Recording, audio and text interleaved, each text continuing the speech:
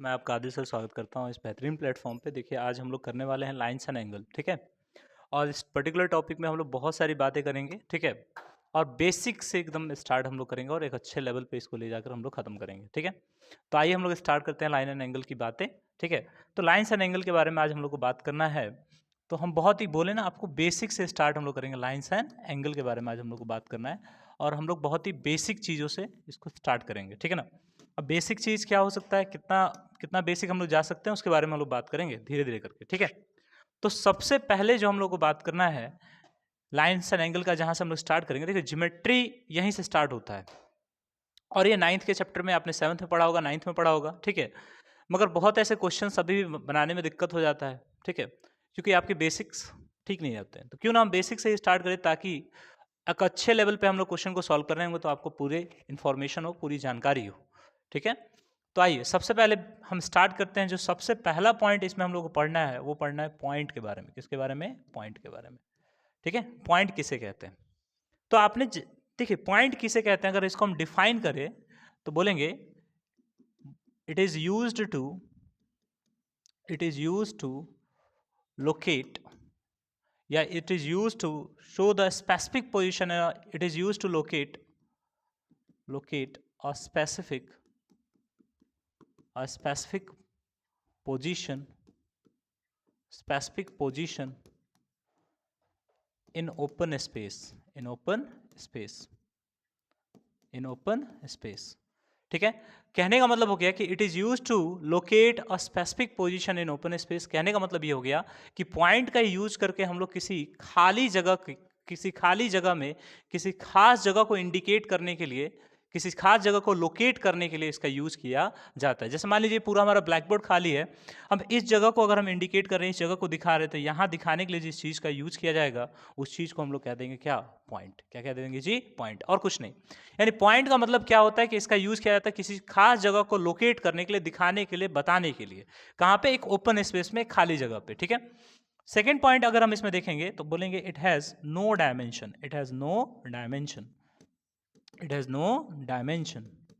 ना। It has no dimension, यानी dimension कहने का मतलब हो गया कि ना ही इसके पास लंबाई है, ना ही इसके पास चौड़ाई है, ना ही इसके पास ऊंचाई है, ना ही इसके पास थिकनेस है, ना ही इसके पास और कुछ नहीं है, ठीक है ना ही इसके पास गहराई है। यानी कहने का मतलब हो गया कि इसके पास कोई डायमेंशन नहीं है, यानी कोई इसका मेजरमेंट भी नहीं है, कोई भी इसका मेजरमेंट भी नहीं है। यानी कहने का मतलब हो गया कि अगर आप इसको नापना चाहे तो किसी तरीके से आप नाप ही नहीं सकते।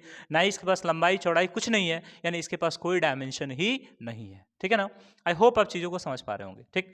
तीसरा पॉइंट हम ये बोल सकते हैं पॉइंट के बारे में कि it is denoted by capital letter. It is denoted by capital alphabets या कैपिटल लेटर्स। इसको हम किससे डिनोट करते हैं? कैपिटल लेटर्स से डिनोट करते हैं। से एज फॉर एग्जांपल, जैसे मान के चलिए इस पॉइंट को अगर हम नाम दें, अगर इसको डिनोट करना है तो ऐसे लिख लेंगे पॉइंट ए, और इसको बोले तो पॉइंट बी, इसको बोले तो पॉइंट सी, इसको बोले तो पॉइंट डी, ठीक है। क्या बोलेंगे? Point D. यानी कहने का मतलब हो गया कि इसको किसी ओपन स्पेस पे, किसी खाली जगह पे, किसी जगह को इंडिकेट करने के लिए, दिखाने के लिए जिस चीज का यूज किया जाएगा उसे हम लोग पॉइंट कहेंगे। इट हैज नो डायमेंशन, इसके पास कोई डायमेंशन नाम की चीज नहीं है, इसके पास कोई डायमेंशन की नाम की चीज नहीं है। It is denoted by sorry, यहाँ पे it is denoted by capital letter से। हमेशा इसे कैपिटल लेटर से डिनोट किया जाता है, हमेशा इसे कैपिटल लेटर से डिनोट किया जाता है, अदरवाइज कुछ नहीं। इसे हमेशा कैपिटल लेटर से डिनोट किया जाता है, ठीक है ना। चलिए नेक्स्ट हम आगे चलते हैं, जरा ध्यान दीजिए। ठीक है। सेकंड थिंग हमारे सामने आप देख सकते हैं, सेकंड थिंग जो हमारे सामने आ रहा है जो है कि लाइन। क्या है जी? लाइन। अब लाइन के बारे में हम लोग जानते हैं, ठीक है। कहने का मतलब हो गया कि लाइन क्या है, तो बोलेंगे लाइन जो है अरेंजमेंट ऑफ या ग्रुप ऑफ, हम बोल सकते हैं अरेंजमेंट ऑफ पॉइंट्स। यानी बहुत सारे पॉइंट्स जब एक साथ मिल जाते हैं तो बनता है लाइन। बहुत सारे पॉइंट्स जब एक साथ मिल जाते हैं तो क्या बन जाता है? हमारा लाइन बन जाता है। यानी बहुत सारे पॉइंट्स जब एक साथ मिल जाते हैं, जैसे मान के चलिए यहाँ एक पॉइंट है, इसके साथ एक और पॉइंट, एक और पॉइंट, एक और पॉइंट, एक और पॉइंट, एक और पॉइंट, और ये कंटिन्यूअस आगे ऐसे बढ़ते चला जाता है और इधर भी कंटिन्यूअस ये आगे बढ़ते चला जाता है। इट मीन्स जो इससे कंस्ट्रक्ट होता है ग्रुप ऑफ या अरेंजमेंट ऑफ पॉइंट्स, उस चीज को हम बोलते हैं लाइन। क्या बोलते हैं जी? लाइन, ठीक है।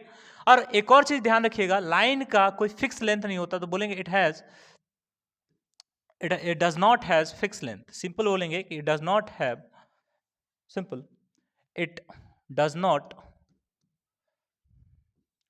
Have, it does not have fixed length. यानी कहने का मतलब हो गया कि इसका कोई फिक्स्ड लेंथ नहीं होता, यानी कि इसकी कोई फिक्स लंबाई नहीं होती, इसकी कोई फिक्स लंबाई नहीं होती है। यानी लाइन जो है वो किधर, इधर भी बढ़ सकता है, इधर भी बढ़ सकता है, इसकी कोई फिक्स लंबाई नहीं होती। It does not have fix length, इसकी कोई फिक्स लेंथ नहीं होती है। ठीक है, आपने देखा होगा इसकी कोई फिक्स लेंथ नहीं होती। साथ साथ बोल सकते हैं कि देखिए जब ये इधर भी कंटिन्यूअस है और इधर भी कंटिन्यूअस है, ये एरो हेड देने का मतलब है कि इसकी लेंथ इधर भी बढ़ रही है कंटिन्यूअसली और इसकी लेंथ इधर भी बढ़ रही है कंटिन्यूअसली इन्फिनिटी तक, और इसकी लेंथ इधर भी बढ़ रही है कंटिन्यूअसली इन्फिनिटी तक। यानी कहने का मतलब ये हो गया कि इसकी लंबाई कहीं निश्चित ही नहीं है, तो इसका एंड पॉइंट भी निश्चित नहीं है। तो बोलेंगे इट डज नॉट हैव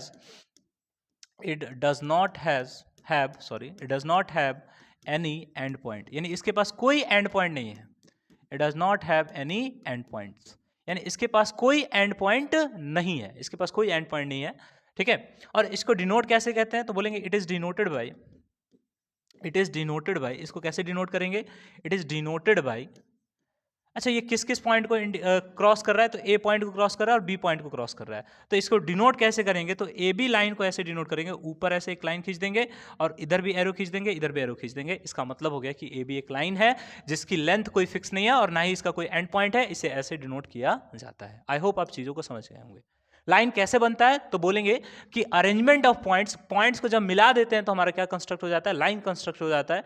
आप भली बात इसके बारे में जान रहे होंगे। ठीक है, नाउ मूविंग नेक्स्ट पॉइंट। अगर हम अगले पॉइंट पे चलेंगे, जो हमारे सामने दिखता है वो है आपका रे। क्या है जी, रे। व्हाट इज रे? अब रे के बारे में आपको दिखाते हैं, बताना चाहते हैं, जरा देखिएगा रे क्या है। तो रे बेसिकली अगर बात करें तो रे जो है इसका एक पॉइंट तुम्हारा फिक्स होता है और एक ऐसे निकलते चला जाता है, कंटिन्यूअसली बढ़ते चला जाता है इनफाइनाइट तक।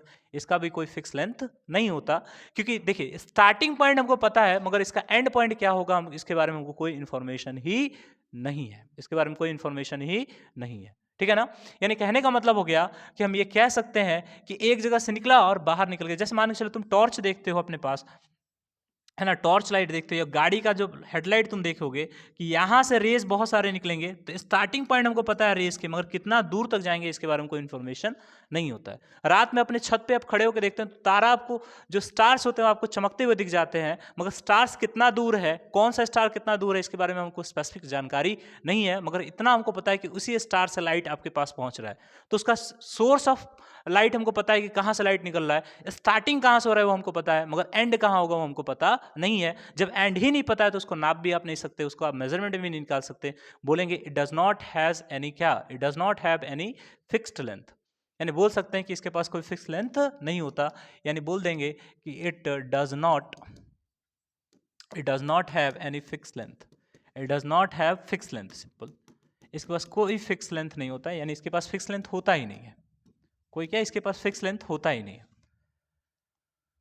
इसके पास कोई फिक्स लेंथ होता ही नहीं है। ठीक है, सेकंड पॉइंट हम ये बोल सकते हैं रे के बारे में कि इसके पास कोई फिक्स पॉइंट होता है जो कि एक ही पॉइंट होता है, स्टार्टिंग पॉइंट होता है। तो बोलेंगे it has one and point, यानी इसके पास एक एंड पॉइंट होता है, उसके अलावा कुछ नहीं।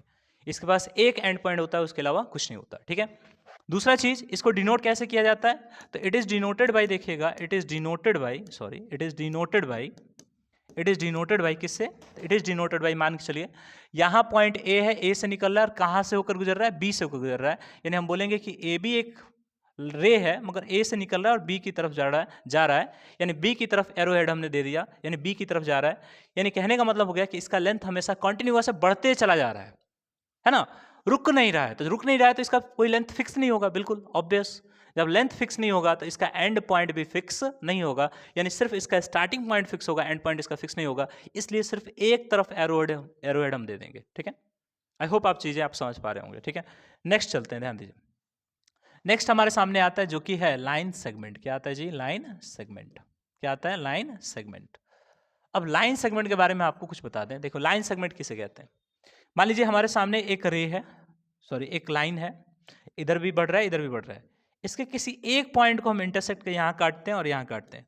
काटने के बाद ये वाली चीज़ों, ये ए से बी जो है इसको हम यहाँ पे लिख देते हैं। काटने के बाद मान के चलिए यहाँ पे लिख देते हैं। अब इधर गया इधर गया, तो कहने का मतलब हो गया कि जब यहाँ स्टार्टिंग पॉइंट से काटेंगे और एंड पॉइंट से काटेंगे, यानी ए से स्टार्ट किया, ए से काटा और कुछ नाप कर हम बी तक काट दिए, यानी कहने का मतलब हो गया कि इसके पास हमारा फिक्स लेंथ आ गया। जैसे एक लाइन इधर भी जा रहा है, इधर भी जा रहा है, अब इतना हिस्सा हम काट के निकाल दिए। खंड, देखिए सेगमेंट का मतलब होता है खंड, सेगमेंट का हिंदी क्या होता है? खंड होता है, टुकड़ा। तो कहने का मतलब हो गया कि लाइन का सेगमेंट, लाइन का टुकड़ा, तो टुकड़ा निकालने के लिए आपको पता होना चाहिए कि कहां से काटे और कहां तक काटे, वो पता होना चाहिए। यानी कहने का मतलब हो गया कि कहां से काट रहे हैं और कहां तक काट रहे हैं, यानी स्टार्टिंग पॉइंट और एंडिंग पॉइंट भी फिक्स होगा, यानी इसके पास दो फिक्स पॉइंट होते हैं, पहली बात। अच्छा, कहां से काटे और कहां तक काटे, तो उसके लिए अगर ये हमको पता है तो जाहिर सी बात है हम उसके मेजरमेंट को भी नाप सकते हैं कि कितनी दूरी, कितना लंबा लाइन हमने काट के निकाला है, ठीक है ना। यानी हम ये कह सकते हैं, जरा देखिएगा, फर्स्ट थिंग इज दैट हम ये बोल सकते हैं कि it has two end points, it has two end points. Simple ये बोल सकते हैं क्या? It has two end points, ठीक है, it has two end points, ठीक है। उसके बाद बोल सकते हैं क्या? इट हैज फिक्स्ड लेंथ,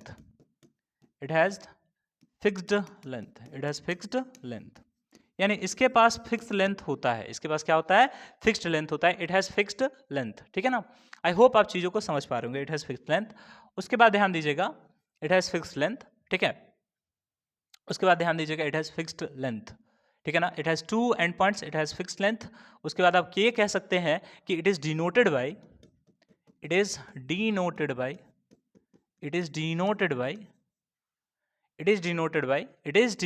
क्या? किससे?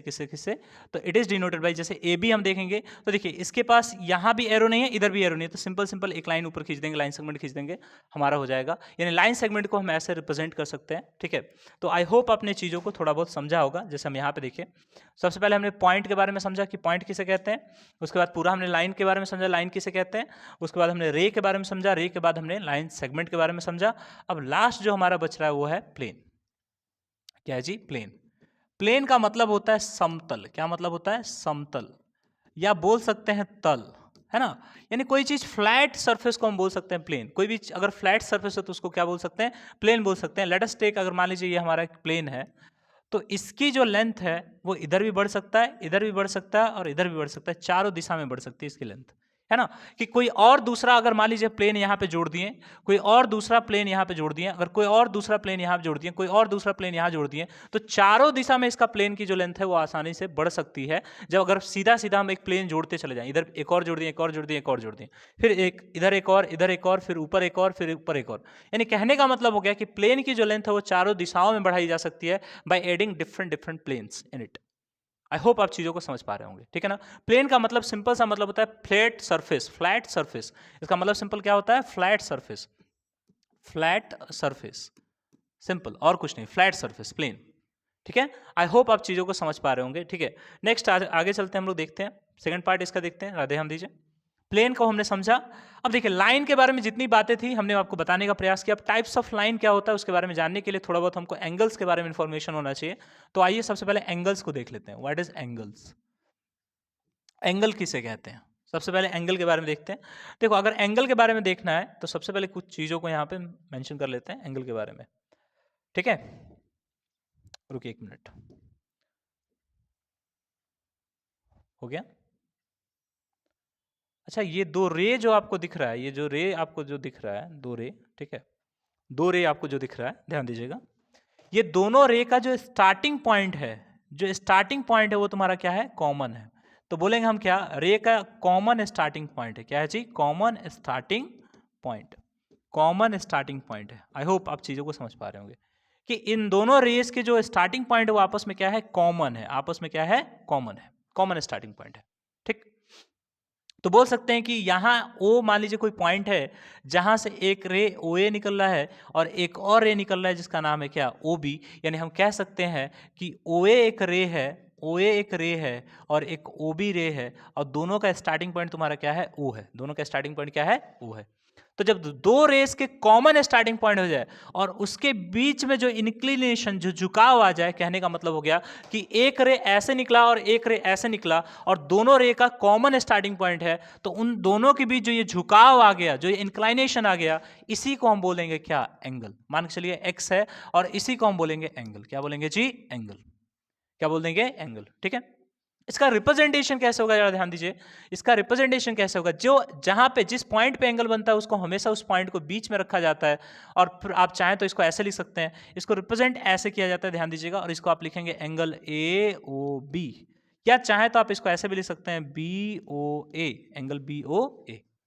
आई होप आप चीजों को समझ पा रहे होंगे, एंगल ए ओ बी चाहे एंगल बी ओ ए, ठीक है, एंगल ए ओ बी चाहे एंगल बी ओ ए, ठीक है ना। आई होप आप चीजों को समझ पा रहे होंगे, यानी कहने का मतलब हो गया कॉमन स्टार्टिंग पॉइंट होना चाहिए, किसके, common starting point, points of क्या, common starting point of rays, किसके जी, रेज के कॉमन स्टार्टिंग पॉइंट होने चाहिए, कितने रेज के, तो of rays of two rays, common starting point of two rays, दो रेज के कॉमन स्टार्टिंग पॉइंट होने चाहिए, तब जाके हम बोल सकते हैं भाई कि हाँ ये यहाँ पे एंगल बन रहा होगा। ठीक है, आई होप आप चीजों को समझ पा रहे होंगे। ठीक है, आइए अब यहां पे आपको एक और चीज बता दें, टाइप्स ऑफ एंगल क्या होते हैं उसके बारे में थोड़ा बहुत इंफॉर्मेशन लेते हैं हम लोग। Types of angle, types of angles, types of angles, ठीक है, एंगल के टाइप्स क्या क्या हैं उसके बारे में ध्यान दीजिए। जो सबसे पहला हमारे पास टाइप आता है वो आता है एक्यूट एंगल। क्या आता है जी, एक्यूट एंगल।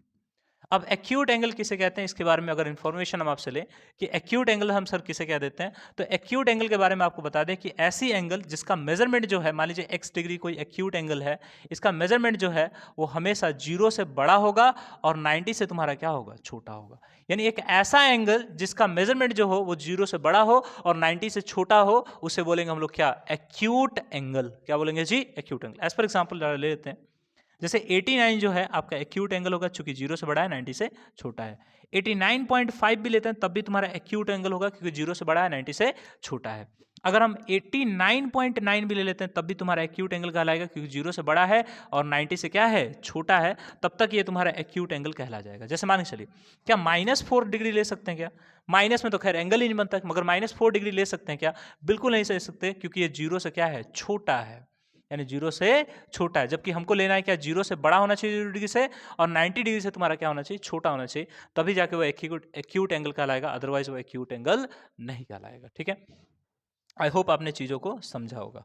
अब नेक्स्ट हम लोग को तो देखना है, एक मिनट नेक्स्ट देख, अच्छा ये बनता कैसे है, तो अगर हम देखेंगे तो मान लीजिए एक रे हमारा यहाँ दिख रहा है और एक रे हमारा ऐसा दिख रहा है, यानी कहने का मतलब हो गया कि इसका मेजरमेंट कुछ ऐसा दिखता है। यहाँ पे जो x डिग्री का जो वैल्यू है वो हमेशा 0 से बड़ा होना चाहिए और 90 से क्या होना चाहिए, छोटा होना चाहिए, बिल्कुल ऐसे करके, है ना, ऐसे करके। ठीक है, आइए नेक्स्ट चलते हैं, नेक्स्ट पे ध्यान देते हैं। जो हमारे पास नेक्स्ट टाइप है उसके बारे में ध्यान देते हैं। चलिए, सेकेंड टाइप हमारा क्या हो सकता है, ध्यान दीजिए, सेकेंड टाइप हमारा क्या हो सकता है, सेकेंड टाइप जो हमारा होगा वो होगा हमारा ऑब्ट्यूज एंगल। क्या होगा, ऑब्ट्यूज एंगल। अब व्हाट इज ऑब्ट्यूज एंगल भाई साहब, ऑब्ट्यूज एंगल किसे कहते हैं, ध्यान दीजिए। तो ऑब्ट्यूज एंगल का मतलब हो गया कि वैसा एंगल जिसकी वैल्यू 90 से बड़ी हो और तुम्हारा क्या हो, 0 से बड़ी हो और 90 से बड़ी हो और 180 से क्या हो, छोटा हो, 0 से बड़ी हो और 180 से क्या हो, छोटा हो, that is the second angle हुई है। उसके पहले, इसको समझने से पहले, ये थर्ड एंगल हमारा होना चाहिए, उसको समझने से पहले सेकेंड एंगल जो हमारे पास है वो है राइट एंगल। क्या है जी, राइट एंगल। राइट एंगल का वैल्यू अगर हम आपसे पूछें, मान लीजिए x डिग्री का जो एंगल बनेगा वो कितने डिग्री के बराबर होगा, तो वो हमेशा 90 के बराबर होगा। यानी ऐसा एंगल जो 90 के बराबर हो जाए उसको बोल देंगे हम लोग क्या, राइट एंगल। जैसे यहाँ पे देखेंगे एक लाइन ऐसे है और एक लाइन हमारा ऐसे है, यहाँ पे ध्यान दीजिए, तुम देखोगे एक रे हमारा ऐसे है, एक रे कुछ करके ऐसे है, ध्यान दो, ठीक है ना। मान लीजिए यहाँ पे O पॉइंट है, यहाँ से एक रे ऐसे निकल रहा है और एक रे तुम्हारा एक ऐसे निकल रहा है, एक हॉरिजॉन्टल लाइन है, एक तुम्हारा वर्टिकल लाइन है, तो सॉरी एक हॉरिजॉन्टल रे है और एक तुम्हारा वर्टिकल रे है, और इसके बीच जो ये एंगल बनेगा x डिग्री, ये ऑलवेज 90 डिग्री के इक्वल होगा, और इसी एंगल को हम बोल देंगे क्या, राइट एंगल बोल देंगे। ठीक है, इसको हम क्या बोल देंगे, राइट एंगल। यानी ऐसा एंगल जो 90 डिग्री के बराबर हो उसे हम लोग बोलेंगे राइट एंगल। अब तुम्हारा ऑब्ट्यूज एंगल के बारे में बात करते हैं, जरा ध्यान दीजिएगा। एक ऐसा एंगल, मान लीजिए x डिग्री का कोई एंगल होगा, एक ऐसा एंगल जो 90 डिग्री से बड़ा हो और तुम्हारा 180 से क्या हो, छोटा हो, उसे बोलेंगे हम लोग क्या, ऑब्ट्यूज एंगल। क्या बोलेंगे जी, obtuse angle. As for example जरा ध्यान दीजिए, मान लीजिए ये रे हमने ऐसे खींचा, मान लीजिए ओ एक रे हमने खींचा, और जो ओ बी रे है उसको हम ऐसे खींच दे रहे हैं, ध्यान दो, ओ बी। तो कहने का मतलब जो ये मेजरमेंट है, तुम देखना x डिग्री जो एंगल बनेगा यहाँ पे, वो ऑब्वियस है कि 90 से क्या होगा, बड़ा होगा, क्योंकि एक्यूट ऐसे था 90 से छोटा, ऐसे हुआ 90, और इधर थोड़ा बढ़ेगा तो 90 से बड़ा बनेगा। यानी कहने का मतलब हो गया कि जो यहाँ पे एंगल बन रहा है तुम्हारा क्या है, ऑब्ट्यूज एंगल बन रहा है। क्या बन रहा है जी, ऑब्ट्यूज एंगल। ठीक, आइए नेक्स्ट पे चलते हैं, ध्यान दीजिए। हमारा जो तीसरा है, दूसरा है, ये तीसरा है। और हमारा जो चौथा जो टाइप है वो है तुम्हारा स्ट्रेट एंगल। क्या है जी? Straight angle. स्ट्रेट एंगल हमारा क्या होता है, इसके बारे में अगर हम आपसे बोले कि what is straight angle, simple simple देखिए, एक पॉइंट हमारा ये मान लीजिए O है, और यहाँ से हमने एक रे खींचा, ठीक है, जिस डेट इज OA, फिर यहाँ से एक हमने रे खींचा, डेट इज OB, ठीक है, डेट इज OB, ठीक है। और जो ये हमारा इंक्लाइनेशन बन रहा है, ये झुकाव बन रहा है तुम्हारा x डिग्री, इसका वैल्यू हमेशा याद रखिएगा 180 के बराबर होगा, यानी x degree always will be 180 degree.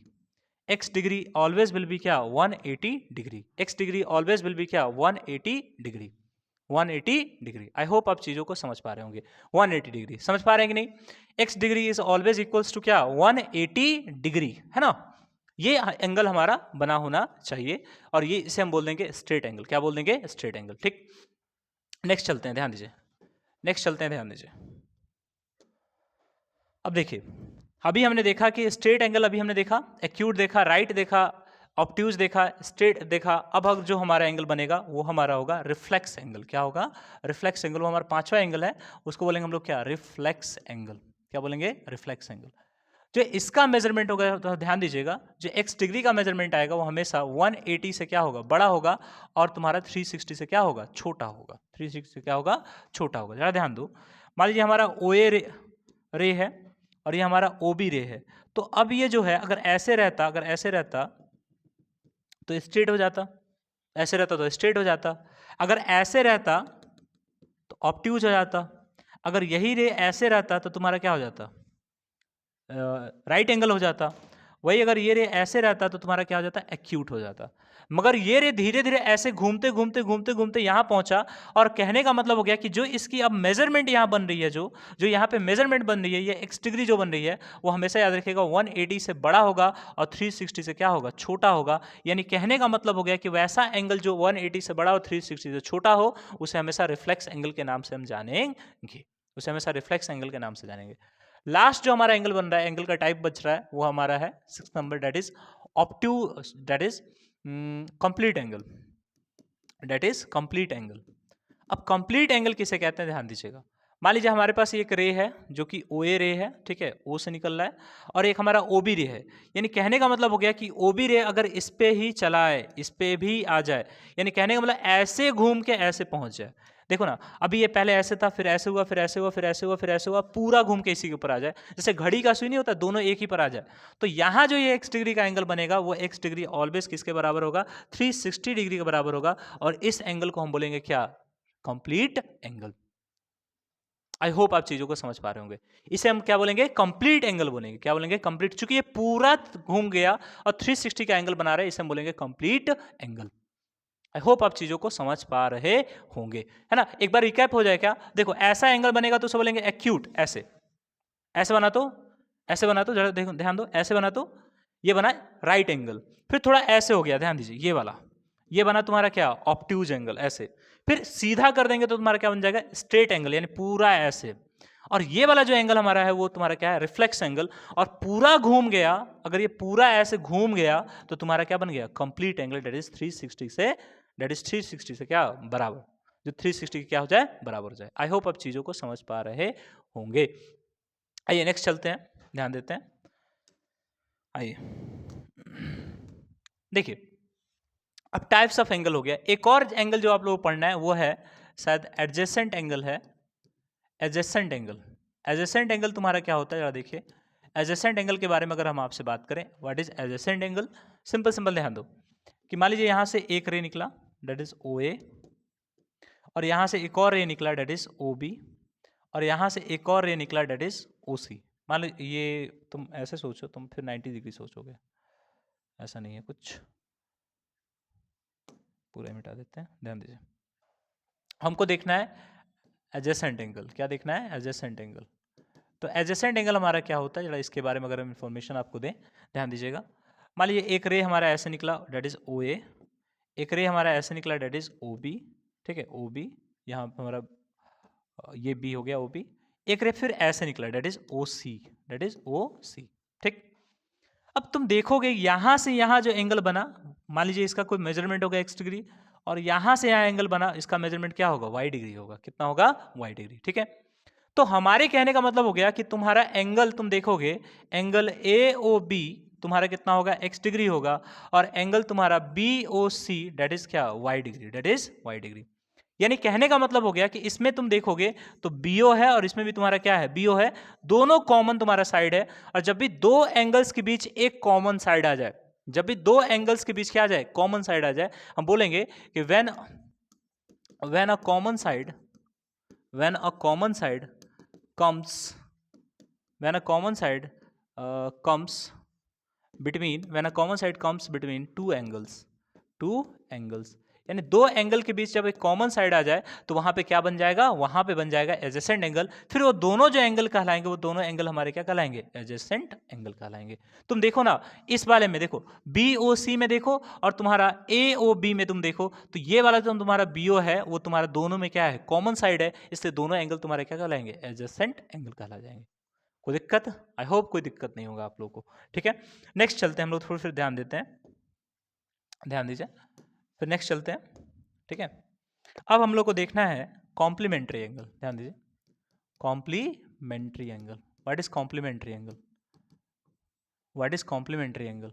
देखो जब दो एंगल्स मिलकर, दो एंगल का सम, जब भी दो एंगल का सम यानी angle x plus angle y बराबर 90 डिग्री हो जाए, जब भी दो एंगल्स का सम 90 डिग्री के इक्वल हो जाए तो उसको बोलेंगे कॉम्प्लीमेंट्री एंगल।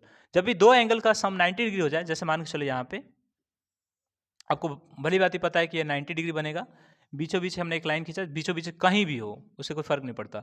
ये अगर x डिग्री है और ये तुम्हारा y डिग्री है, दोनों तो एडजेसेंट है ही है, साथ साथ हम ये भी बोल सकते हैं कि ये A, ये तुम्हारा O, B और ये तुम्हारा C।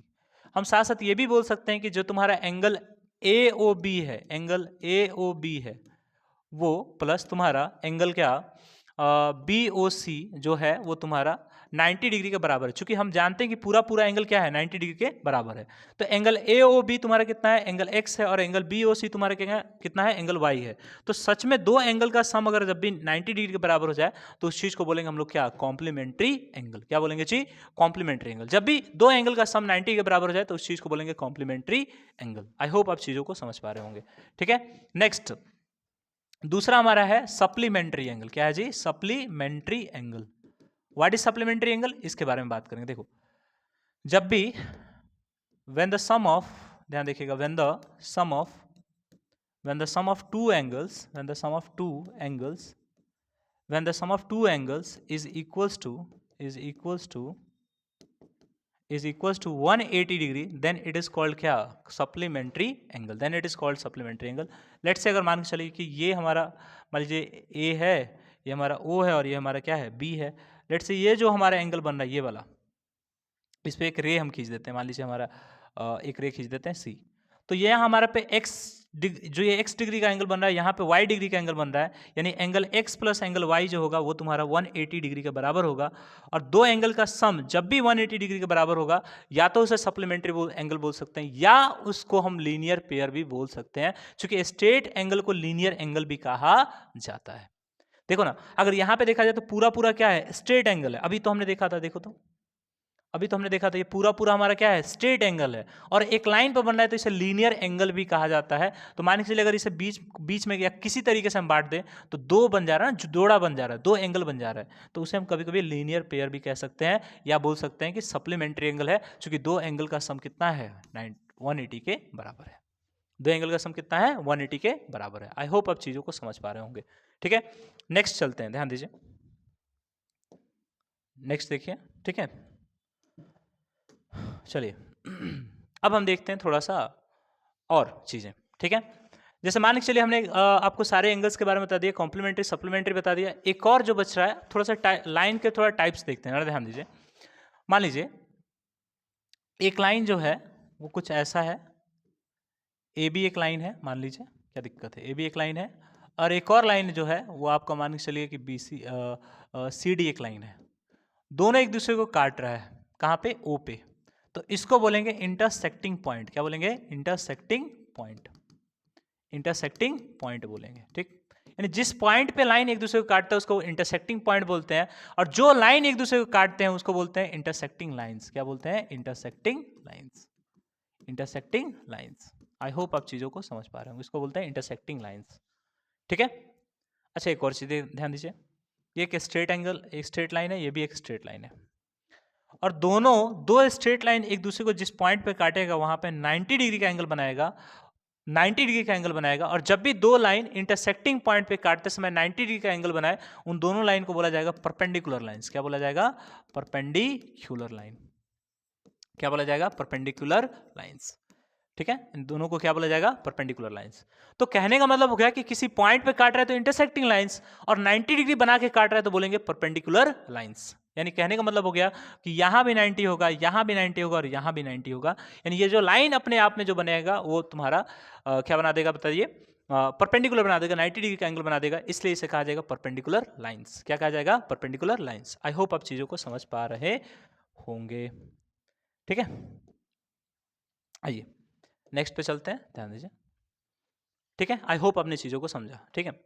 अब देखिए यहाँ पे हमने देख लिया एक और लाइन का टाइप होता है जिसे बोलते हैं हम लोग क्या? Parallel lines. क्या बोलते हैं जी? Parallel lines. What is parallel line? तो देखो पैरेलल लाइन किसे कहते हैं, ध्यान दीजिए। एक लाइन हमने ऐसे खींचा, मान लीजिए हमारे सामने ये लाइन है, और एक लाइन हमने यहाँ खींचा, मान लीजिए हमारे पास ए बी एक लाइन है और ये हमारा सी डी एक लाइन है, ठीक।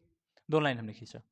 अगर दोनों लाइन के किसी भी पॉइंट और सी डी, ए बी और सी डी के किसी भी पॉइंट के बीच अगर हम डिस्टेंस को नापते हैं, अगर डिस्टेंस को हम मापते हैं, देखिए तो यहाँ हमने मापा, यहाँ हमने मापा, यहाँ हमने मापा, कहीं भी अगर हम इसको नाप दें तो हम देखेंगे कि हर जगह जो दूरी है, इसके बीच की जो डिस्टेंस है, जो इसके बीच का जो डिस्टेंस है वो हमेशा कांस्टेंट रह रहा है। क्या रह रहा है?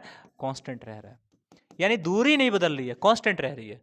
तो जिन दो लाइन के बीच की दूरी कभी ना बदले, हमेशा कांस्टेंट रहे, उन दोनों लाइन को बोला जाता है पैरेलल लाइंस। क्या बोला जाता है जी? Parallel lines. यानी जिन दो लाइंस के बीच की दूरी हमेशा नियत रहे, हमेशा फिक्स रहे, उन दोनों लाइंस को बोला जाएगा पैरेलल लाइंस। आई होप आप चीजों को समझ पा रहे होंगे। अच्छा एक और चीज ध्यान दीजिए, और पैरेलल लाइंस को इंडिकेट करने के लिए ध्यान दीजिए, यहां पे मान लीजिए ए बी एक लाइन है, ए बी एक हमारा लाइन है, ठीक है, या लाइन सेगमेंट है मान लो। तो ए बी हमारा एक लाइन है, उस वो पैरेलल है तुम्हारे किसके? सी डी के। तो बीच में हमको ऐसा साइन खींचना पड़ेगा, यानी ए बी पैरेलल क्या? सी डी, ठीक। ऐसे पैरेलल कब होगा? जब इनके बीच की डिस्टेंस हर पॉइंट पे क्या हो? इक्वल हो, कांस्टेंट है, उसे बोलेंगे हम लोग क्या? पैरेलल लाइंस, ठीक। अगर मान के चलिए हमारा एक ए बी लाइन है, ठीक है, और एक मान लीजिए हमारा सी डी लाइन है, और उसको एक लाइन ऐसे एकदम तिरछा, एकदम स्लैंट यानी तिरछा काट रहा है। क्या काट रहा है? तिरछा काट रहा है, दो पॉइंट्स पे। एक जगह मान लीजिए ओ पे काट रहा है, एक जगह पी पे काट रहा है, दो पॉइंट्स पे काट रहा है। तो दोनों पॉइंट्स पे अगर इसको काट रहा है कौन? एक लाइन हम मान लेके चलेंगे, हमारा ये लाइन जो है वो पी क्यू लाइन है, सॉरी क्यू आर लाइन है, मान के चलिए क्यू आर लाइन है, जो कि ए बी और सी डी दो पैरेलल लाइंस को, ए बी और सी डी दो पैरेलल लाइंस को कहां पे काट रहा है? ओ और पी पे काट रहा है। कहां पे काट रहा है जी? ओ और पी पे काट रहा है। तो इस लाइन को हम बोलेंगे क्या? Transversal line. क्या बोलेंगे? Transversal line. यानी वैसा लाइन जो दो या दो से ज्यादा पैरेलल लाइंस को काटे, वैसा लाइन जो दो या दो से ज्यादा पैरेलल लाइंस को काटे, उसे बोलेंगे ट्रांसवर्सल लाइन। क्या बोलेंगे? Transversal line. क्लियर? आई होप आप चीजों को समझ पा रहे होंगे।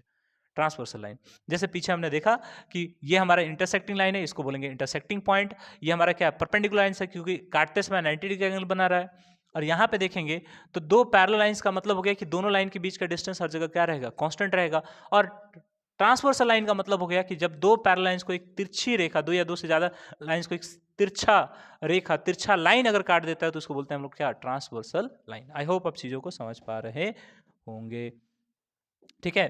अब थोड़ा सा आगे चलते हैं, ध्यान दीजिए, थोड़ा सा आगे चलते हैं, ध्यान दीजिए, थोड़ा सा आगे, ठीक है। अभी हमने देखा सारी चीजों को।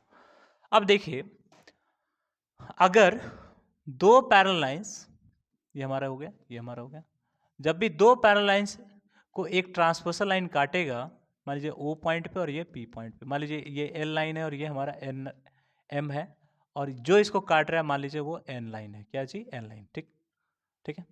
हम और सबसे पहली बात यहाँ पे होनी चाहिए कि एल जो है वो पैरेलल होगा किसके? एम के, और एन जो है वो तुम्हारा क्या है? ट्रांसवर्सल है, तभी जाके पॉसिबल है, ट्रांसवर्सल है, ठीक। अब जरा देखिएगा, यहां पे काटा तो यहां पे एक एंगल बनेगा, एंगल 1, ठीक। ये जो एंगल होगा वो बाहर, एक बाहर का तो एक अंदर का लेंगे, यानी एंगल 2 3 4, एंगल 5 के इक्वल होगा। किसके इक्वल होगा? एंगल, पहले छोड़ो, पहले कितने एंगल्स बनते हैं पहले उसे देखते हैं। एंगल 2, यहाँ 2 बनेगा, यहाँ 3 बनेगा, और यहाँ क्या बनेगा? 4 बनेगा, यहाँ 5 तो यहाँ 6, उसी तरह यहाँ 7 तो यहाँ 8 एंगल बनेगा। ठीक, कोई दिक्कत? कोई दिक्कत नहीं, आई होप। तो ऐसे ऐसे एंगल्स हमारे सामने बनते हुए दिख रहे हैं। ठीक, अब इसमें सबसे पहला जो टाइप ऑफ एंगल बनेगा उसे बोलेंगे हम लोग कॉरेस्पॉन्डिंग एंगल। क्या बोलेंगे? Corresponding angle. ठीक है, उसे बोलेंगे corresponding angle. What is corresponding angle? If we say, तो सिंपल हम ये बोल सकते हैं, ध्यान दीजिएगा, उसे हम कॉरेस्पॉन्डिंग एंगल बोलेंगे। मान के चलो ये हमारा एंगल अगर देखा जाए तो लाइन एल है, और ये वाला जो लाइन हमारा मान के चलिए वो लाइन हमारा एम है। तो इसको एक ट्रांसवर्सल लाइन काट रहा है जो कि एन है। ठीक है, जो कि एन ट्रांसवर्सल लाइन है जो इसे काट रहा है। कहाँ पे? तो पॉइंट ओ पे काट रहा है, पॉइंट पी पे काट रहा है। ठीक, तो यहाँ जो एंगल 1 बनेगा और यहाँ जो एंगल 5 बनेगा, यानी एक ही तरफ के, एक बाहर का तो एक अंदर का, यानी एक ही तरफ के एक ही, यहां लिख देते हैं, एक ही तरफ के दो एंगल जो एक बाहर हो एक अंदर हो, जो एक बाहर हो और अंदर हो, और एक अंदर हो, और वाइस वर्सा। यानी कहने का मतलब हो गया कि इसी का उल्टा भी सही होगा।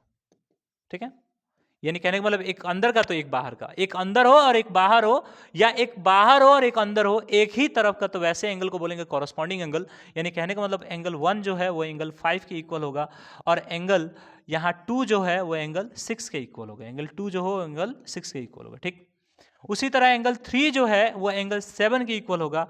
Angle 3 is equal to angle 7, या हम बोल सकते हैं कि एंगल 4 जो है वो एंगल 8 के इक्वल होगा। एंगल 4 जो है एंगल 8 के इक्वल हो जाएगा।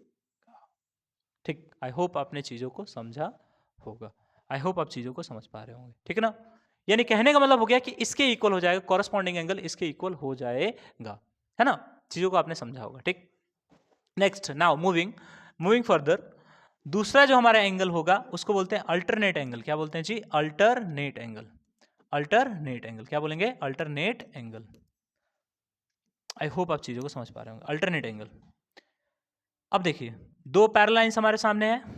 देखिए दो पैरेलल लाइन हमारे सामने है, एक तुम्हारा L है और एक तुम्हारा M है। देखेंगे, हम बोल देंगे इसके बारे में कि L जो है वो M के क्या है? पैरेलल है, और N एक ट्रांसवर्सल लाइन है जो कि उसको O और P पे काट रहा है। ठीक, चलिए ये हमने देखा। तो अब की बार यहाँ पे देखिएगा, यहाँ पे एंगल हमारा 3 बन रहा था, यहाँ 4 बन रहा है, यहाँ हमारा 5 बन रहा था, यहाँ हमारा 6 बन रहा है। देखो यहाँ पे 5 और 6, तो ये जो है तिरछा इसके इक्वल होगा और ये इसके इक्वल होगा। यानी कहने का मतलब हो गया कि तिरछा तिरछी इक्वल होगा। जब भी दो पैरेलल लाइंस को एक ट्रांसवर्सल लाइन काटेगा तो वहां पे अंदर की तरफ इंटीरियर अल्टरनेट एंगल, इसे बोल सकते हैं हम लोग क्या? इंटीरियर, ये भी बोल दे, नहीं तो फिर इंटीरियर अल्टरनेट एंगल। यानी लाइन के अंदर, दो पैरेलल लाइन के बीच अंदर जो एंगल बन रहा है, तो देखो 4 इसके तिरछा कोण 6, 3 तो इसके तिरछा कोण 5। यानी कहने का मतलब हो गया कि अपोजिट एंगल बन रहा है, इसको बोलेंगे हम लोग क्या? Alternate angle. आई होप इसे हम लोग क्या बोलेंगे? Alternate angle. ठीक है, लास्ट जो हमारा टाइप बच रहा है देखिएगा, इसी में लास्ट जो हमारा टाइप बच रहा है देखिएगा, वो हमारा देखिए, ध्यान दीजिए, वो होता है consecutive interior angle. Consecutive interior angle, इसके बारे में ध्यान दीजिए। कॉन्जिक्यूटिव इंटीरियर एंगल, ध्यान दीजिए, इसके बारे में ध्यान दीजिए। सबसे पहली चीज, अब देखिए एक हमने लाइन खींचा, मान लो ये L है, एक और लाइन हमने खींचा, मान लो ये हमारा M है, और इसको एक ट्रांसवर्सल लाइन काट रहा है, डेट इज N, यानी ये हमारा O और ये हमारा P। तो तुम देखोगे कि यहाँ पे एक एंगल बन रहा है डेट इज 4, और यहाँ पे एंगल बन रहा है 3, और यहाँ पे 5, और यहाँ पे 6। तो एंगल 3 प्लस एंगल तुम्हारा 6 इज इक्वल टू तुम्हारा कितना? 180 डिग्री। और उसी तरह अगर मान लीजिए इन दोनों का सम निकालेंगे, यानी angle 4 plus angle 5 is equal to कितना? 180 डिग्री। 180 डिग्री, क्लियर है? यानी angle 3 plus angle 6 is equal to 180 degree, angle 4 plus angle 5 is equal to कितना? 180 डिग्री। 180 डिग्री, क्लियर है? आई होप क्लियर है, बोलो हाँ कि ना। तो हमारे कहने का मतलब ये हो गया कि देखो कॉरस्पॉन्डिंग एंगल का मतलब हो गया कि एक बाहर तो एक अंदर, फिर एक अंदर तो एक बाहर, वाइस वर्सा, उल्टा। ठीक है, अल्टरनेट एंगल का मतलब हो गया कि दो पैरेलल लाइंस होना चाहिए, एक ट्रांसवर्सल लाइन है तो तिरछा तिरछी जो अंदर की तरफ एंगल बनेगा पैरेलल लाइंस के अंदर वो आपका इक्वल होगा। कॉन्सेक्यूटिव इंटीरियर एंगल का मतलब ये हो गया कि पैरेलल लाइंस के बीच दो एंगल बनेंगे एक ही तरफ के, दोनों का सम हमेशा 180 डिग्री के क्या होगा, इक्वल होगा। 180 डिग्री के क्या होगा, इक्वल होगा। आई होप चीजें आप समझ पा रहे होंगे, ठीक है ना। नेक्स्ट चलते हैं फिर आगे। आई होप आप चीजें समझ पा रहे होंगे, चलते हैं आगे। ठीक है ठीक है ठीक है, चलते हैं हम लोग आगे, ध्यान दीजिए।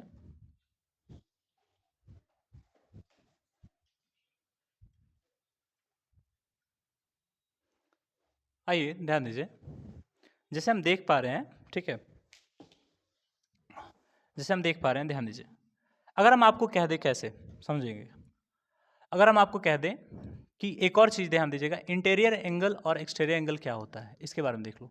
इंटीरियर और एक्सटीरियर एंगल ये क्या है, इसके बारे में देख लेंगे। एक्सटीरियर एंगल है ना, इसके बारे में ध्यान दो, इसको थोड़ा समझने का प्रयास करेंगे। ध्यान दीजिए, मान लीजिए हमारे पास एक ट्राइंगल है, उसके एक साइड को अगर हम प्रोड्यूस कर रहे हैं तो यहाँ पे हमारा कोई ना कोई एंगल बन रहा है। लेट अस से ए बी सी एक ट्राइंगल है और उसको हम डी तक प्रोड्यूस कर रहे हैं, बीसी साइड को डी तक प्रोड्यूस कर रहे हैं, तो यहाँ पे एक्स डिग्री का कोई एंगल बन रहा है। लेट से एक्स डिग्री का कोई एंगल बना, ठीक। तो ये जो एंगल का मेजरमेंट होगा वो किसके किसके बराबर होगा, तो इसके सामने अगर कोई एंगल बन रहा है डेट इज बी, और मान के चलिए, छोड़िए या इसे हम छोड़ देते हैं, ध्यान दीजिए, ऐसे हम देखते हैं, ध्यान दो। मान लीजिए हमारा एंगल 1 है, ये एंगल हमारा 2 है और ये एंगल हमारा क्या है, 3 है। तो ये जो x डिग्री का जो एंगल बन रहा है, ये जो ट्राइंगल के बाहर है इसे बोलेंगे एक्सटीरियर एंगल। क्या बोलेंगे, एक्सटीरियर। और जो ट्राइंगल के अंदर है उसे बोलेंगे हम लोग क्या, इंटीरियर एंगल। तो यहाँ पे एक थ्योरम थोड़ा सा है, थोड़ा पढ़ लेना है, जरा ध्यान दीजिएगा। एंगल 1 प्लस एंगल तुम्हारा क्या 2 is equal to angle x degree, is equal to तुम्हारा एंगल x डिग्री, या angle x is equal to angle x। ध्यान दो, यानी कहने का मतलब हो गया कि sum of opposite interior angle, यहां पर लिख देंगे, या ध्यान दीजिएगा, हम लिख देंगे सम ऑफ क्या, opposite, sum of opposite interior angle, sum of opposite interior angle is equals to exterior angle, exterior angle is equals to exterior angle, यानी sum of opposite interior angle is equals to क्या, exterior angle. यानी कहने का मतलब ये हो गया कि angle 1 plus angle 2 is equals to क्या, एंगल x। और इसी को हम कहते हैं कि ये दो अंदर जो इतने भी एंगल बन रहे हैं वो सभी इंटीरियर है, बाहर जितने बन रहे हैं वो सभी क्या है, एक्सटीरियर है। तो यहाँ ध्यान रखिएगा। और एक और चीज़, इसको थोड़ा और खींच देते हैं थोड़ा। मान लीजिए हम ए बी को अब प्रोड्यूस कर रहे हैं ई तक, कहाँ तक, ई तक प्रोड्यूस कर रहे हैं। तो यहाँ पे जो ये वाई एंगल बनेगा, वाई डिग्री का जो एंगल बनेगा वो किसके सम के बराबर होगा, तो वाई के अपोजिट कौन है, 2 1 और 3 है, बोलो हाँ कि ना। जैसे इसके अपोजिट 3 नहीं था, 1 और 2 था, तो इसके अपोजिट कौन होगा, तो वाई बराबर तुम्हारा एंगल 1 प्लस तुम्हारा कितना, एंगल 3 हो जाएगा। फिर इसको हम प्रोड्यूस करते हैं, मान के चलिए ए सी ए को प्रोड्यूस करते हैं कहाँ तक, एफ तक। तो यहाँ जो एंगल तुम्हारा जेड डिग्री का बनेगा वो एंगल जेड जो होगा, वो हमेशा याद रखिएगा, सॉरी, एंगल जेड जो होगा तुम्हारा वो किसके बराबर होगा, ध्यान रखिए। एंगल जेड जो होगा वो, अब इसके अपोजिट कौन है, एंगल 2 प्लस 3, तो एंगल जेड जो होगा वो एंगल 2 प्लस एंगल 3 के सम के क्या होगा, बराबर होगा। दैट्स ऑल, ठीक है। यानी कहने का मतलब हो गया कि ये हमारा एक्सटीरियर और इंटीरियर का क्या था, कॉन्सेप्ट था। इसको हमको अच्छे से समझना था, भली बात ही समझना था। आई होप आप चीज़ों को समझ पा रहे होंगे और मज़े से समझ पा रहे होंगे, ठीक है। तो ध्यान देते हैं, ये सारी चीज़ें थी आपको समझना था, आपने समझा होगा, आई होप, ठीक है।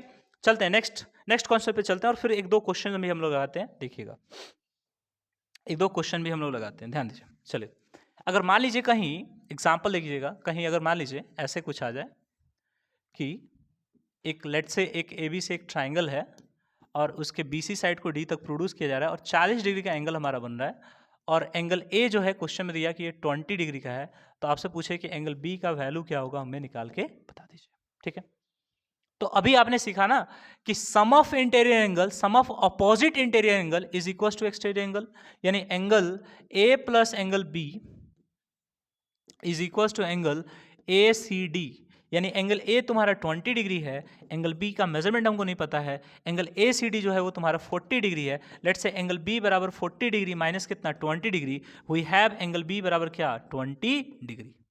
वी हैव एंगल बी बराबर क्या, 20 डिग्री। और ये 20 डिग्री जो हमारा है वो आपका इंटीरियर एंगल बी का मेजरमेंट हो जाएगा। आई होप आपने चीज़ों को समझा होगा, ठीक है।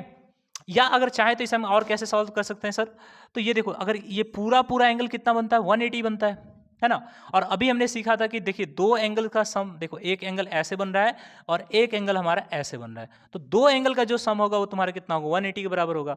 तो मान लीजिए ये वाला एंगल जो हमारा है angle C plus angle 40 degree is equal to कितना, 180 degree. We will say that angle C is equal to 180 degree minus 40 degree is equal to 140 degree.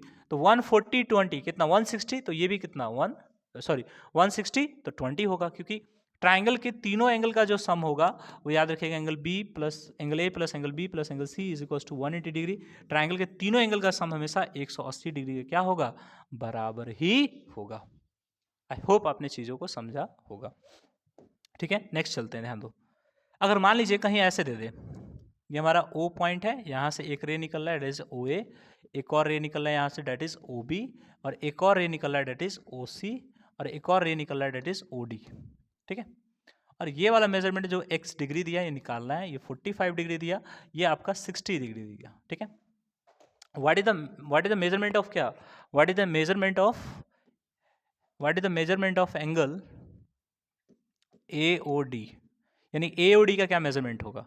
तो हमको पूरा पूरा पता है कि ये एंगल का जो सम होता है ये वाला, ये पूरा पूरा हमारा कितना होना चाहिए, 180 डिग्री होना चाहिए, स्ट्रेट एंगल। चाहे ये जोड़े पूरा मिलके 180 बनाना चाहिए।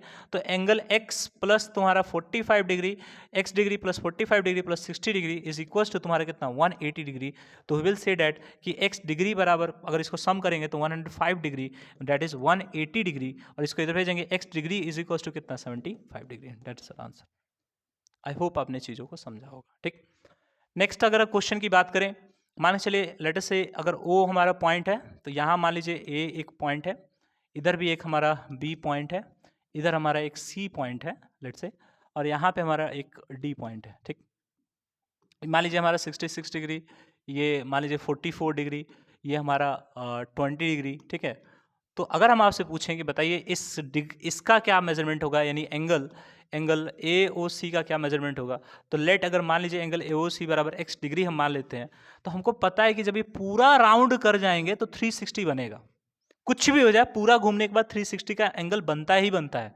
तो how can you solve it. तो सबसे पहले इसको अगर हम x मान लेते हैं तो देखिएगा angle x plus 20 degree, angle 66 degree, angle 44 degree is equal to 360 degree.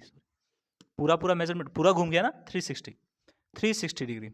तो what we have, x degree अगर देखेंगे 130 डिग्री आ जाएगा। ठीक, डेट इज 360 डिग्री, भाई साहब क्या हो रहा है, 360 डिग्री। तो x degree is equal to 360 degree minus 130 degree, we have क्या, x degree is equal to 0.0332, यानी 230 डिग्री आपका जो होगा वो मेजरमेंट हो जाएगा इस एंगल का। And that is reflex angle, जिसका मेजरमेंट 180 से बड़ा हो और 360 से क्या हो, छोटा हो, it is reflex angle. That is acute, 0 से बड़ा 90 से छोटा, 0 से बड़ा 90 से छोटा, 0 से बड़ा 90 से छोटा। आई होप आपने चीज़ों को समझा होगा। आइए कुछ और टाइप से क्वेश्चन हम प्रैक्टिस करते हैं, ध्यान दीजिए। मान के चलिए अगर कोई पॉइंट है, ये हमारा B पॉइंट है, ये हमारा A पॉइंट है, और O से ये दोनों रे निकले हैं। ये अगर रे की बात करें तो ये हमारा मान के चलिए C है, इसकी अगर मेजरमेंट की बात करें तो 3x प्लस कितना है, 10 है, 3x प्लस कितना है, 10 है। ठीक, अगर हम इधर की मेजरमेंट की बात करें 2x प्लस ये कितना है तुम्हारा 2x प्लस 20 डिग्री है। ठीक, तो आपसे पूछे क्वेश्चन में कि find the value of x degree. अगर आपसे x डिग्री की वैल्यू पूछे या x की वैल्यू पूछे, x डिग्री छोड़िए, अगर आपसे x की वैल्यू पूछे तो क्या निकाल के आप बता दीजिएगा कितना होगा इसका वैल्यू। ठीक है, अगर x की वैल्यू आपसे पूछे तो बताइए क्या होगा, find the value of x।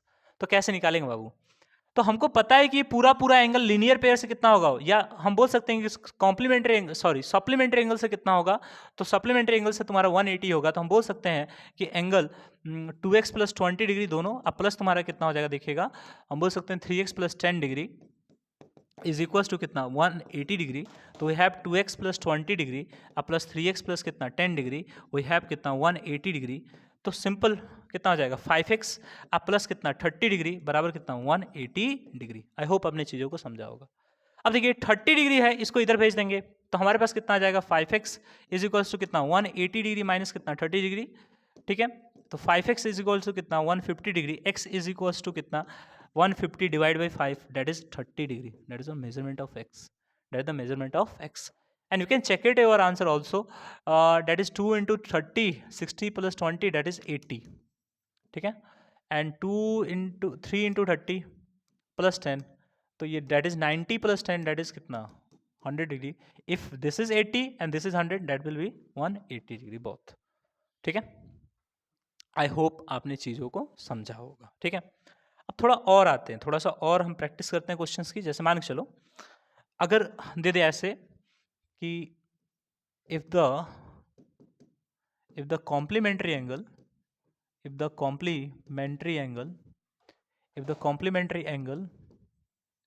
is 3 times, if the complementary angle is 3 times या 2 times, sorry, if the complementary angle is 3 times भी कर सकते हैं, कोई दिक्कत नहीं है। if the complementary angle is 2 times of that angle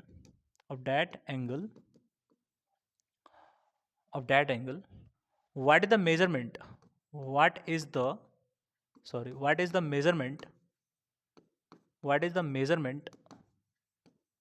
both the angles, what is the measurement of both the angles, यानी दोनों एंगल्स के मेजरमेंट क्या होते हैं इसके बारे में हमको बताइए। दोनों एंगल्स के मेजरमेंट क्या होते हैं इसके बारे में हमको थोड़ा बहुत इन्फॉर्मेशन दे दीजिए। तो सबसे पहले आपको इसके बारे में इन्फॉर्मेशन मिलना चाहिए, आपको इसके बारे में थोड़ा जानकारी लेना चाहिए। ध्यान दीजिए क्या बोला कि if the complementary angle is 2 times of that angle, यानी उस ऑफ द एंगल, यानी एंगल का दुगुना है कौन, उसका कॉम्प्लीमेंट्री एंगल, यानी कंप्लीट करने वाला जो एंगल है उस एंगल का क्या है 2 गुना है, 2 टाइम्स है। तो बता दीजिए what is the measurement of both angles, and दोनों एंगल्स का मेजरमेंट क्या होगा। तो क्या आपको ये एंगल पता है, इसका 2 मल्टीप्लाई करेंगे, 2 से गुना करेंगे तब जाके कॉम्प्लीमेंट्री निकलेगा। तो ये एंगल हमको पता नहीं है, तो जो चीज़ हमको पता नहीं होता उसको हम लोग क्या करते हैं एक्स मान लेते हैं। जरा देखिएगा, लेट द एंगल बी क्या, let the angle be x मान लेते हैं। तो कॉम्प्लीमेंट्री एंगल हमारा क्या होगा, देखिए तो कॉम्प्लीमेंट्री जो हमारा एंगल होगा दैट इज जो कॉम्प्लीमेंट्री एंगल हमारा जो y है यानी x प्लस वाई, जो कॉम्प्लीमेंट्री एंगल या कॉम्प्लीमेंट्री एंगल सीधा ही ले लेना, कॉम्प्लीमेंट्री एंगल जो हमारा है that is 2 into x and that is complementary angle will be y यानी 2x, ठीक है। और हमको पता है कि कॉम्प्लीमेंट्री एंगल का सम यानी angle x plus angle y बराबर कितना होता है 180 डिग्री होता है, ठीक है। तो वो एंगल हमने x माना था और y बराबर हमारा कितना है 2x है, तो 180 इज इक्वल टू कितना 3 सॉरी कॉम्प्लीमेंट्री एंगल है दैट इज 90, सप्लीमेंट्री तुम्हारा होगा that is 90 and this is 90, ठीक है। तो ये हमारा हो गया क्या 3x इज इक्वल टू कितना 90, तो x इज इक्वल टू कितना 90 divide by 3 that is 30 degree, यानी measurement of x that will be क्या 30 डिग्री। तो वन एंगल उसका एक एंगल जो होगा वो तुम्हारा 30 डिग्री का होगा, एंड सेकेंड एंगल जो उसका कॉम्प्लीमेंट्री एंगल होगा दैट इज 60 डिग्री, यानी 30 डिग्री ये और 60 डिग्री ये मिलाकर तुम्हारा कितना हो जाएगा 90 डिग्री, यानी दोनों कॉम्प्लीमेंट्री एंगल है। आई होप आपने चीजों को समझा होगा, ठीक है ना। आइए थोड़ा सा और आगे चलते हैं, ध्यान दीजिए। थोड़ा और एक क्वेश्चन बनाते हैं, देखिएगा लिखिएगा इफ द एंगल इज, या हम बोल सकते हैं देखिए if an angle is 3k plus, if an angle is 3k plus 30 degree, 3k plus 30 degree, if an angle is 3k plus 30 degree or 30 degree, what is the complementary, what is the 3k plus 30 degree, नहीं 3k plus 30 degree नहीं होगा, इसको ऐसे करते हैं, एक question बनाते हैं। अब देखिए रेडी टू अभी बना रहे हैं सारा question. If the angle is 5 times of its supplementary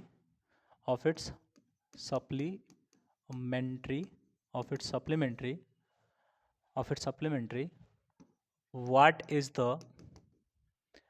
the measurement of both the angles, इन दोनों एंगल्स के मेजरमेंट क्या हो सकते हैं इसके बारे में ध्यान देना है, ठीक है। तो अगर ऐसी बात है तो देखिएगा, बोला कि if the angle is 5 times of its supplementary, what is the measurement of both the angles, दोनों एंगल्स का मेजरमेंट क्या होगा, इसके बारे में बता दीजिए। तो सिंपल सा हम ये बोल सकते हैं कि इसका सॉल्यूशन कैसे आएगा, ध्यान दीजिए। अगर एक एंगल तुम्हारा 5 टाइम्स है उसके सप्लीमेंट्री एंगल का, तो लेट द, हम मान लेंगे कि लेट द सप्लीमेंट्री एंगल भी क्या, let the supplementary angle will भी क्या, let the supplementary angle be x. तो एंगल विल भी क्या, तो एंगल इज इक्वल टू तुम्हारे 5 टाइम्स है तो 5 into x, that is angle is equal to तुम्हारा 5x। दोनों एंगल का मेजरमेंट अगर सम निकालेंगे x plus 5x that is क्या, 180 डिग्री, दैट इज 6x बराबर 180 डिग्री। एंड क्योंकि सप्लीमेंट्री एंगल का सम कितना होता है, 180 होता है, तो 160 divide by 6 that is 30 degree.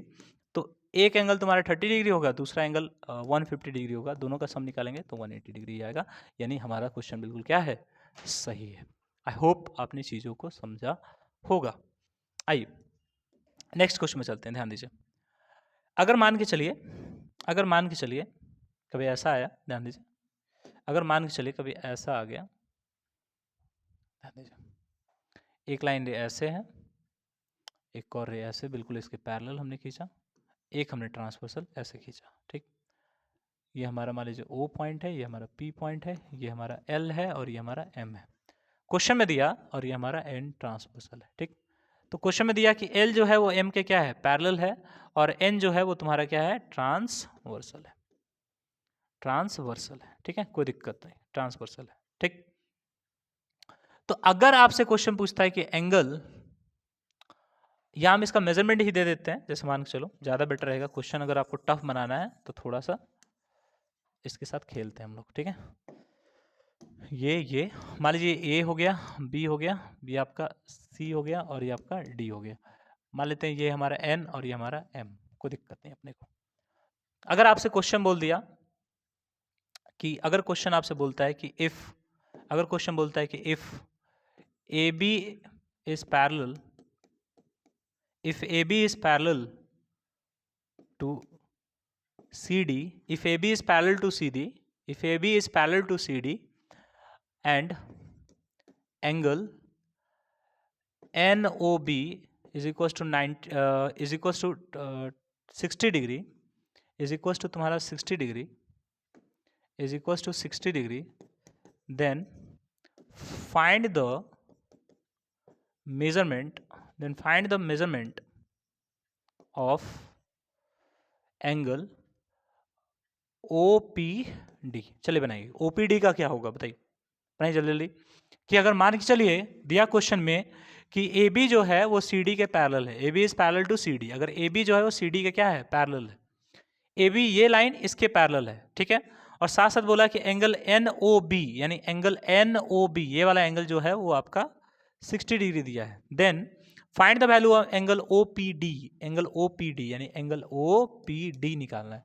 तो OPD कहाँ आएगा जरा देखिएगा, अगर हम इसको अलग कलर से रिप्रेजेंट करें तो OPD आपका ऐसा ही बन रहा है, बोलो हाँ कि नहीं, ये वाला एंगल बन रहा है OPD, ठीक है। OPD यही वाला तो एंगल हमारा बन रहा है OPD, जरा ध्यान से तुम देखोगे एंगल OPD तो हमारा यही बन रहा है।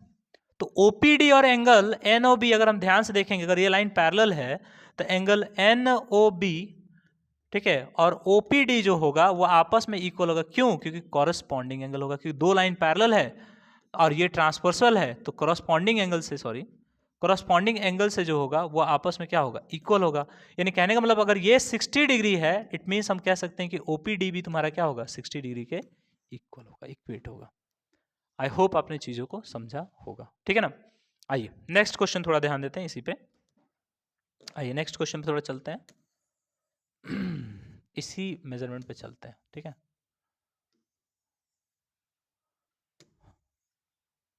ठीक है, इसी मेजरमेंट पे चलते हैं और फिर थोड़ा सा आगे बढ़ते हैं क्वेश्चन को, ठीक है। ये हमारा O पॉइंट है, ठीक।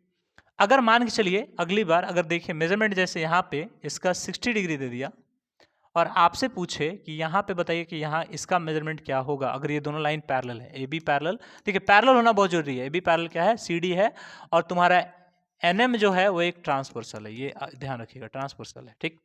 तो ये हमारा एंगल क्या होगा, ये इसके बारे में पूछ रहा है, यानी एंगल OPD इस समय क्या होगा जब हमारा एंगल NOA दिया है कितना, 60 डिग्री। सबसे पहली बात एक और चीज़ आपके शायद माइंड में उतर गया, मिस कर गए। देखिए ऐसे अगर दो लाइन अगर एक दूसरे को इंटरसेक्ट करता है, अगर ऐसे दो लाइन एक दूसरे को इंटरसेक्ट करता है, ध्यान रखिएगा पॉइंट ऑफ इंटरसेक्शन पे ऐसा एंगल बनता है। तो एंगल 1 जो होगा एंगल 2 के बराबर होगा, और एंगल 3 जो होगा वह एंगल 4 के बराबर होगा। इसको बोलते हैं वर्टिकली अपोजिट एंगल, यानी angle 1 is equal to angle 2 and angle 3 is equal to क्या, एंगल 4। यानी ये बोलेंगे वर्टिकली अपोजिट एंगल, वर्टिकली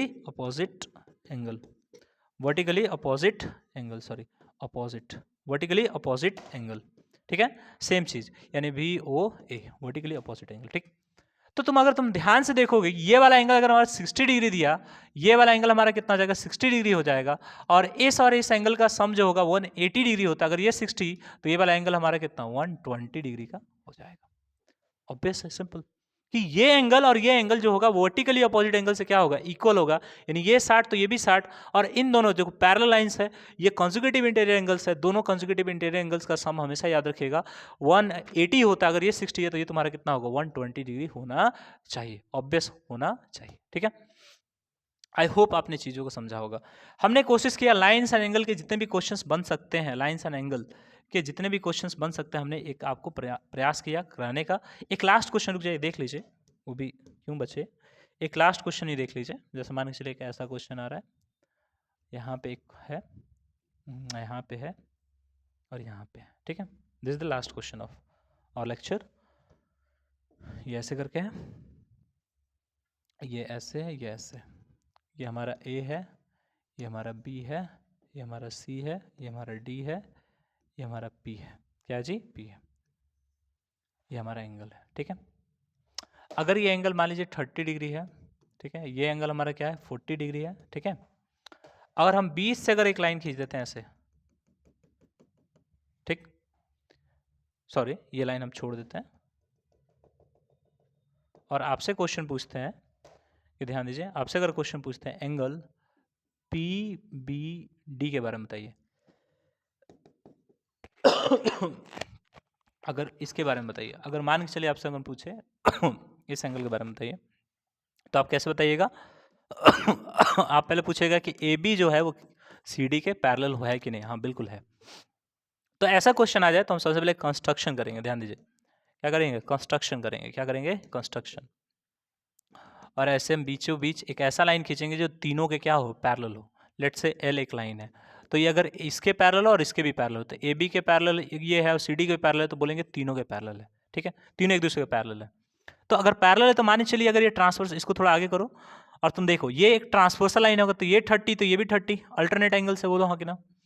अगर ये इसके पैरेलल, अगर इस लाइन को थोड़ा आगे खींचते हैं ट्रांसवर्सल, अगर ये 40 तो ये भी 40, इट मींस 30 40 बराबर कितना 70, यानी 70 डिग्री का एंगल बन रहा होगा। आई होप आपने चीज़ों को समझा होगा, ठीक है। तो हमने लाइन्स एंड एंगल का लगभग जितना क्वेश्चन हो सकता है हमने कराने का प्रयास किया। अगर कुछ क्वेश्चन छूट जाते हैं, अगर आपके डाउट रहते हैं, तो प्लीज़ कमेंट सेक्शन में हमको बता दीजिए कि क्या आपके डाउट है। आई होप हम आपके डाउट्स को जरूर सॉल्व करेंगे। तब तक ले मिलते हैं नेक्स्ट वीडियो में। और चैनल अगर आपको पसंद आ रहा हो, अगर हमारी मेहनत पसंद आ रही है, तो चैनल को एक बार जरूर सब्सक्राइब करें, हम लोग को मोटिवेट करें। मिलते हैं नेक्स्ट वीडियो में।